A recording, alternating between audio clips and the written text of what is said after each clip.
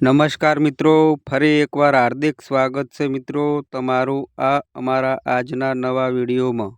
કુંભ રાશિ માટે આ 3 મહિના માટેની 10 મોટી ભવિષ્યવાણીઓ સાંભળીને તમે પણ વિચારમાં પડી જશો.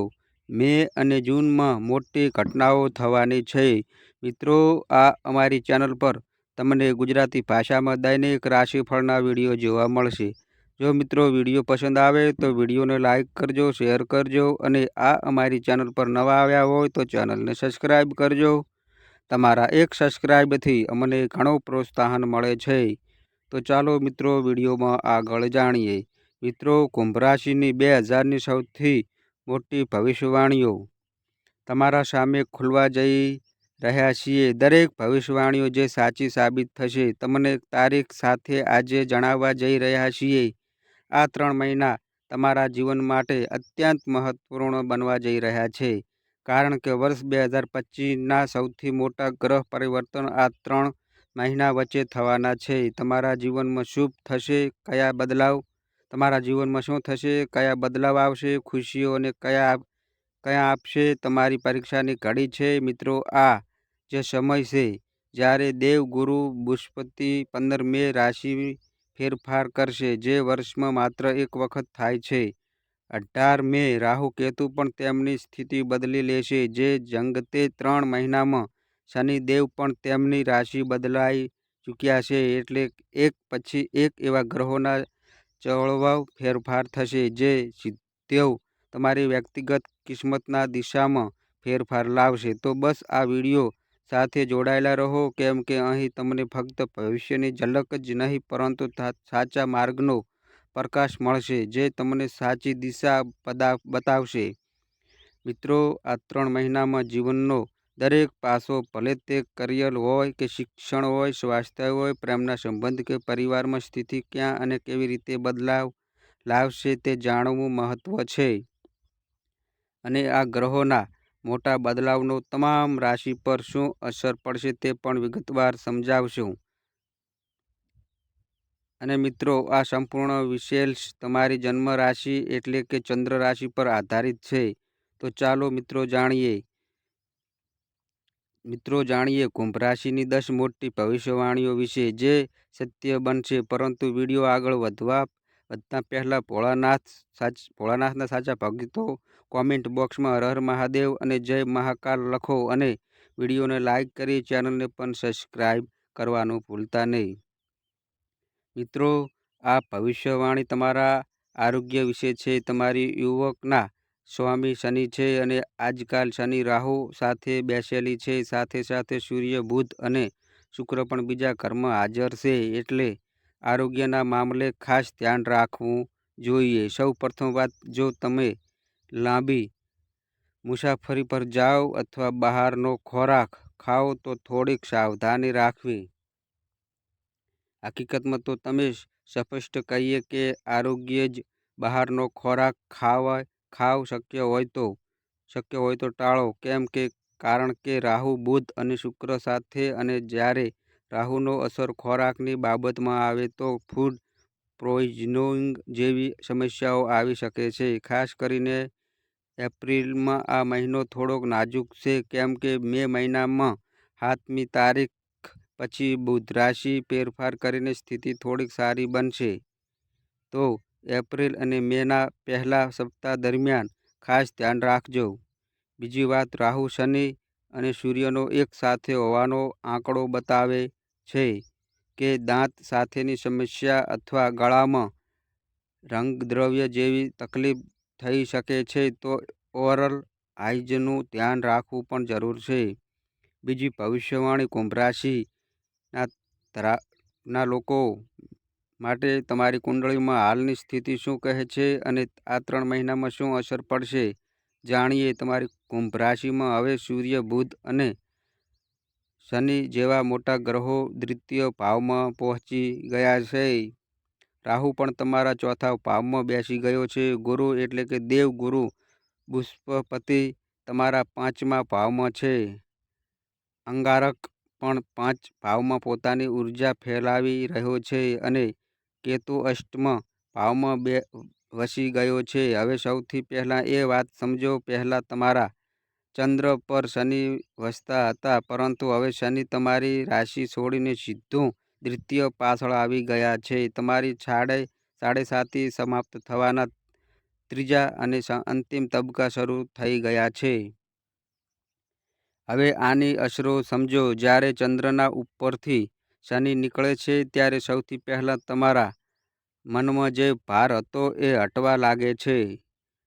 તણાવ આપણા અંદર ખાઈ રહ્યો હતો એ ઓછો થવા લાગશે, કારણ કે ચંદ્રમા આપણા મનના માલિક છે અને શનિ દુઃખનો કારક છે. જ્યારે શનિ ચંદ્રમાના સાથે હતા ત્યારે મન પર બોજ રહ્યો, ચિંતાઓ અને બેચેની હતી. દરેક નાની વાત મોટી લાગતી હતી, પરંતુ હવે જ્યારે શનિ નીકળ્યા છે ત્યારે તમારા મનને આંસુઓથી હલકો અનુભવવાનું શરૂ થશે. હવે તમે જાતે અનુભવશો કે ધીરે ધીરે મનનો બોજ ઓછો થઈ રહ્યો છે. અને જાતે કહું તો શનિએ કાળજી તો આપી, પરંતુ સાથે તમારું મજબૂત પણ બનાવેલું છે. જવાબદારીઓ વધવામાં આવી, પરંતુ તેમાંથી તમે વિકલતા મેળવી છે. હવે જ્યારે શનિ દૂરસ્થ ઘરમાં આવ્યા છે તો તમારા નાણાં અને પરિવાર પર પણ અસર થશે. પરંતુ જે માનસિક તકદીર હતી તેમાં તમે હવે ઘણા હૃદયથી મુક્ત થઈ જશો. પહેલાં જ્યારે શનિ તમારી રાશિમાં હતા ત્યારે તેમની નજર તમારા ત્રીજા અને સાપ્તાહિક ઘર પર હતી. એટલે કે કામકાજમાં રૂકાવટો, લગ્ન જીવનમાં ખીંચાણ અને કરિયરમાં રાજનીતિ જેવી સ્થિતિઓ હતી. ઘણા સમયથી મહેનત કરવાથી પણ તમને તે ફળ મળ્યું નથી જેની તમારી આશા હતી. પરંતુ હવે 29 મે પછીની પરિસ્થિતિમાં બદલાવ આવવાના છે. તો જ્યારે અમે એપ્રિલ, મે ની જૂન વિશે વાત કરીએ ત્યારે આ વાત ખાસ જાણવું કે હવે પરિસ્થિતિ ધીરે ધીરે તમારા હિતમાં સુધરતી જશે. શરૂઆત થઈ જશે. જે ભાર દિલ પર હતો તે ઓગળી જશે અને નવી ઉર્જા સાથે તમે પોતાના સપનાઓ તરફ આગળ વધશો. ત્રીજી ભવિષ્યવાણી તમારા લગ્ન જીવનની છે. મિત્રો, લગ્ન જીવનનો સંબંધ સીધો આપણા 7મા ભાવ સાથે, એટલે કે તમારી કુંભ રાશિમાં 7મો માલિક સૂર્ય છે. હાલમાં સૂર્ય દ્વિસ્થાનમાં છે અને ત્યારથી વધુ સારું કરશે. સીધી વાત કે તમારા લગ્ન જીવન સારા રહેવાની શક્યતા છે.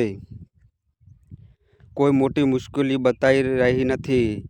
એક બાબતનું ખાસ ધ્યાન રાખવું પડશે. તમારું જીવનસાથીનું મૂડ થોડુંક બદલશે. ક્યારેક સારા મૂડમાં તો ક્યારેક થાકેલ લાગશે. કુંભ રાશિના માણસો સાથે જીવનસાથીનું મૂડ જાણે કેદી જ હોય છે. એક વાત તો નિશ્ચિત છે કે તમારે થોડી લાલચા બતાવવી પડશે. કેમ? કારણ કે તમારી રાશિનો સ્વામી શનિ છે, જે ધૈર્ય અને સંયમનું પ્રતીક છે, અને તમારા સપ્તમ ભાવનો સ્વામી સૂર્ય છે, એટલે કે રાજા અને રાજાને ભંગાવવા અને સમજણ કરતા આવડે છે. તો જો સામેનો વ્યક્તિ પોતાની જવાબદારી સાબિત કરવા કોશિશ કરે તો તરત જ દલીલમાં પડી જવું નહીં. નહીંતર પછી ખબર પડશે કે ખોટું થયું. ભલે તમે પુરુષ હોય કે મહિલા, જીવનસાથીની બાબતમાં થોડી સહનશીલતા રાખવી પડશે. નરમ રહેવું લાભદાયક રહેશે. હવે જો એપ્રિલ અને મે, જૂનના મહિનાની વાત કરીએ તો આ મહિનામાં તમારી લાઈફ પાર્ટનરના સ્વભાવમાં થોડુંક મૂડ હોઈ શકે છે, પરંતુ મે અને જૂનમાં પરિસ્થિતિઓ કદાચ સારી થશે. આ મહિનાઓમાં તમારે બંને વચ્ચે નવી યોજનાઓ બની શકે છે. ક્યાંક ફરવા જવાનો પ્રોગ્રામ બની શકે છે અને સંબંધમાં પણ સકારાત્મક ઉર્જા આવે છે. તો ફક્ત થોડું ધૈર્ય રાખો અને નાના મામલાઓને હૃદયથી ના લગાવો. પછી જુઓ કે કેવી રીતે તમારી વૈવાહિક જીવનમાં પ્રેમ અને સમજણની મિલકત જાળવી રાખવી શકશે. ત્રીજા ભવિષ્યવાણી કહે છે કે મહાપરિવર્તન વિશે વાત કરીએ. પહેલાં શનિની મહાપરિવર્તન વિશે અમે અગાઉ જ તમને માહિતી આપી હતી. આ તમારી માટે ખૂબ જ સારું રહેશે. બીજું ફેઝ તમારા જીવનમાં શરૂ થાય છે, જે હવે તમને ઘણું બધું આપશે, બહુ જ નવું લઈને આવશે. રાહુ હવે સેકન્ડ રાઉન્ડમાંથી બહાર આવીને તમારા ફર્સ્ટ રાઉન્ડમાં આવશે અને 18 મેના રોજ ચંદ્રને રાહુ આવ્યા કે થોડુંક સાવધાન રહેવું, શંકા થઈ શકે છે અને માનસિક ફ્રસ્ટ્રેશન થાય છે. તમારે તમારા પર વિશ્વાસ રાખવો જોઈએ. તમે છો તે પર ઘણું વિચાર્યું નથી, ફક્ત પૂરેપૂરો આત્મવિશ્વાસ સાથે નિર્ણય લો. મનના ભ્રમ વિચારોને પરાજિત થવા દેવું નહીં. સાથે જ કેતુ પણ સેકન્ડ રાઉન્ડમાં આવશે. ભોલે પાટણ શહેરમાં આંખ વીંછીને ભરોસો કરવો સાચો નથી. કોઈપણ દૈનિક આવકમાં સંબંધિત બાબતોમાં વિચાર કરવા જોઈએ. હવે મહત્વના બદલાવની વાત કરીએ. બૃહસ્પતિ 15 મેના રોજ તમારા 5મા ભાવમાં પ્રવેશ કરશે. બૃહસ્પતિ 1 વર્ષ સુધી ત્યાં રહેશે અને તમારી માટે સૌભાગ્ય લાવશે. સંતાન પાસેથી લઈને પરિવાર કૌમિકની યોજના સિદ્ધિની દરેક જગ્યાએ શુભ સમાચારો મળી શકે છે. 15 મે બાદ તમારું કરિયર પણ વધારે ઝડપ કરશે. પ્રમોશનના સંશોધનો થઈ શકે છે. નવી નોકરીના અવસરો પણ ઘણા શક્તિશાળી છે. આપના ભાગ્યને પણ બૃહસ્પતિની નજર મળશે, જેના કારણે તમારું નસીબ પૂરેપૂરો સાથ આપશે.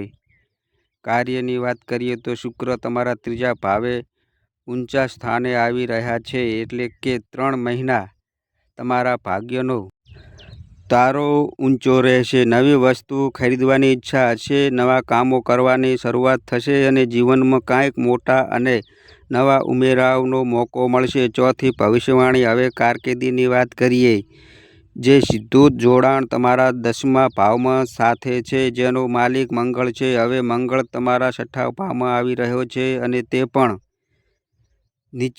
નીચા તરીકે, એટલે કે તમારા સ્વભાવમાં થોડી મૂડ સ્વિંગ હશે. ખાસ કરીને એપ્રિલના મહિને આ અસર વધુ દેખાશે. થોડો ગુસ્સો, થોડી આક્રમકતા અને તમારી રીતે કામ કરવાના ઈચ્છશો. બીજાની વાત.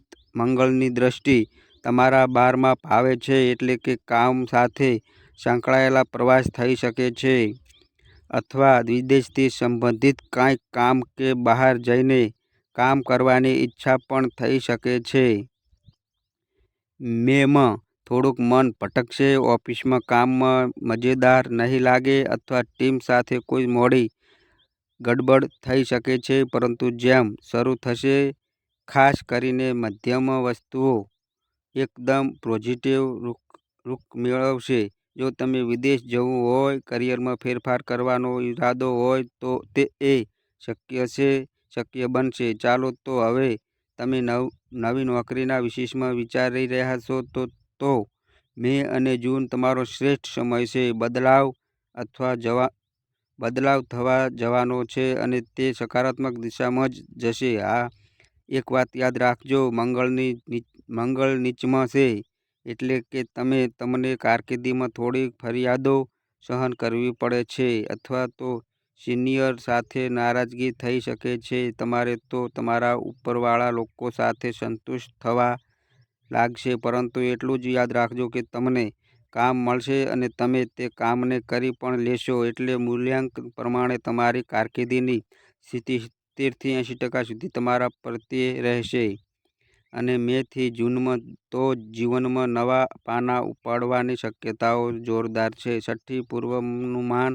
હવે થોડા પ્રેમ અને ભાવના વિશે ચાલો વાત કરી લઈએ. તમારા પ્રેમ સંબંધમાં જે હલચલ હતી, જે વ્યાકુળતા હતી, તે હવે ધીરે ધીરે ઘટશે. જો તમે લાંબા સમયથી કોઈ સાથે સંબંધોમાં છો અને તમને લાગતું હતું કે પાર્ટનર થોડી વધુ આડે રહ્યો છે, નાની બાબતો પર ગુસ્સો કરી રહ્યા છે, તો તેનું કારણ હતું માર્ચમાં મંગળનું 5મું સ્થાન રહેવું. પરંતુ હવે એપ્રિલ, મે અને જૂન, આ 3 મહિનામાં ફેરફાર આવશે અને આ ફેરફાર સકારાત્મક રહેશે. તમારા સંબંધમાં મીઠાશ પાછી આવશે.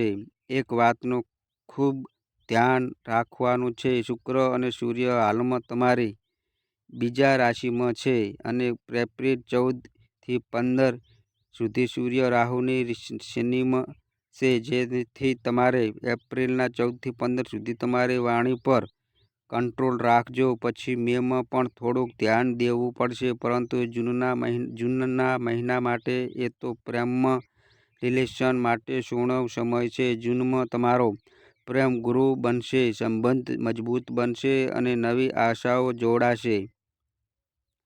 સાતમી ભવિષ્યવાણી વિશે વાત કરીએ તો કુંભ રાશિના બિઝનેસ અને વેપારીની બિઝનેસ તમારો ખૂબ સારો રહેશે, કેમ કે સેશનમાં માલિક સૂર્ય એટલે કે ઊંચે ચડી જશે અને સૂર્યની આ શુભ સ્થિતિ 14 એપ્રિલથી 14 મે સુધી રહેશે. પછી 14 મેથી 14 જૂન સુધી પણ સૂર્ય તમારા માટે ફાયદાકારક રહેશે. અહીં 15 જૂનથી પણ સૂર્ય ફરીથી સારી સ્થિતિમાં આવશે. અર્થ એ છે કે એપ્રિલથી જૂન સુધીનો સમય બિઝનેસ માટે ઘણી સારી તક છે. સપ્તમ ભવિષ્ય પરથી વેપારમાં તમને મોટી સફળતા મળી શકે છે. કોઈ મોટો ઓર્ડર મળી શકે છે, કોઈ મોટી ડીલ ફાઇન થઈ શકે છે, અથવા તો વેપારમાં એવી સફળતા મળી શકે છે જેનો તમને લાંબા સમયથી સપના જોઈ રહ્યા હતા. મહેનત તો કરવી જ પડશે, કેમ કે સાડેસાતીનો સમય છે અને સાડેસાતીમાં પ્રયત્ન કર્યા વિના કાંઈ નહીં મળે, પરંતુ જે પણ નિરાતે કરશો તો તેનું મીઠું ફળ જરૂર મળશે. આઠમી ભવિષ્યવાણી કુંભ રાશિ અંગે વિદ્યાર્થીઓ માટે એપ્રિલ, મે અને જૂન મહિનો કેવી રીતે રહેશે જોઈ લો મિત્રો. પંચમ ભાવમાં અભ્યાસને જોવામાં આવે છે અને અમેરિકન 9મા એપ્રિલમાં જોતા મંગળનો પ્રવેશ થશે. 5 એપ્રિલથી મંગળ પંચમ ભાવમાં આવશે, તેમજ બુધ, શુક્ર અને સૂર્યની પણ સારી સ્થિતિ રહેશે. તો અભ્યાસ માટે આ સમય બહુ જ પોઝિટિવ રહેશે. ખાસ કરીને 14 એપ્રિલથી 14 મે દરમિયાન જો તમારે કોઈ સરકારી પરીક્ષા છે તો તે સમય તમારા માટે ગોલ્ડન પીરિયડ રહેશે, કારણ કે સૂર્ય તમારી રાશિથી ત્રીજા ભાવમાં ઊંચાઈ પર રહેશે. સરકારી પરીક્ષા હોય અથવા બીજી કોઈ પરીક્ષા, 14 એપ્રિલથી 14 મે સુધીનો સમય તમારા માટે ખૂબ જ ફાયદાકારક રહેશે. આવું કરવું ખૂબ જ સારું રહેશે. હવે એક નાની જાણકારી, બુધ અને શુક્ર સાથે રાહુ પણ 18 મે સુધી બેસેલો છે, તો ક્યારેક તમારા મનમાં વહાલો આવી શકે છે. મન શિભ્રામાંથી હટીને અન્ય તરફ જઈ શકે છે, જેમ કે સંબંધિત મિત્રગણ, સોશિયલ મીડિયા અને એવું કહેવું તો આ દરમિયાન તમારું ધ્યાન રાખવું બહુ જ મહત્વ છે. તમારી ફોકસ ઉર્જાને અભ્યાસ પર લગાવવું જરૂરી છે. જો તમે થોડુંક ધ્યાનથી અભ્યાસ કરો તો એપ્રિલ, મે, જૂન ત્રણેય મહિના તમારા માટે 70થી 80% સુધી શાનદાર પરિણામ લાવશે. જૂનમાં શુક્રનો પરિવર્તન તમારા ચોથા ભાવમાં થશે, જે તમારા માઇન્ડને વધારે શાંતિ લાવશે અને અભ્યાસમાં સ્થિરીકરણ અને વૃદ્ધિ આપશે. તો મિત્રો, આ અમારી માહિતી ગમી હોય તો વિડીયોને લાઈક કરો, શેર કરો અને આ અમારી ચેનલ પર નવા આવ્યા હોય તો ચેનલને સબસ્ક્રાઈબ કરો. અને મિત્રો, તમારી કુંડળી અને રાશિના ગ્રહોના આધારે તમારા જીવનમાં બનનારી ઘટનાઓ હોય છે. આ અમારી માહિતી કોઈ પ્રૂફ કરતી નથી. આ અમારી માહિતી મીડિયા અને ન્યૂઝ આધારિત હોય છે. સંપૂર્ણ માહિતી માટે તમે કોઈ પણ પંડિત અથવા જ્યોતિષને મળી શકો છો. તો બસ મિત્રો, આજે આટલું. ફરી મળીએ એક નવા વિડીયો સાથે. ત્યાં સુધી બધાય મિત્રોને હર હર મહાદેવ.